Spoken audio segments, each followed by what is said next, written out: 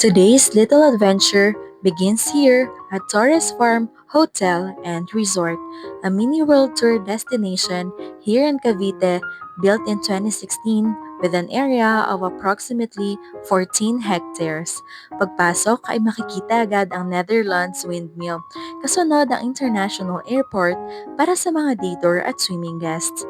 At kami naman ay dumiretso sa Immigration Office for check-in and other inquiries. Dito naman sa domestic airport, kinuha nila LJ ang key para sa aming room at meron ding mini convenience store dito sa loob. Our room was located in a building inspired by ancient Greek temples.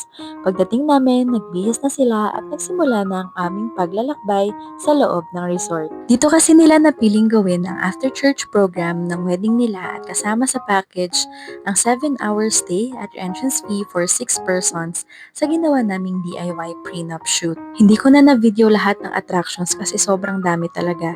Kabilang dito ang Eiffel Tower, Leaning Tower of Pisa, Moai statues, Statue of Liberty, Super Tree Grove, Great Wall of China, Disneyland-inspired area, Merlion Park, ancient Greek temples, Pyramid of Giza, Korean Garden, at sobrang dami pang iba. Ikaw na lang talaga yung mapapagod kakaikot para lang mapicturan lahat ng attractions.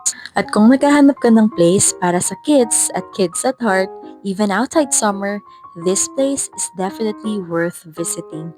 And before the day ends, the couple took us to another place for kids and kids at heart. And this little adventure ends here.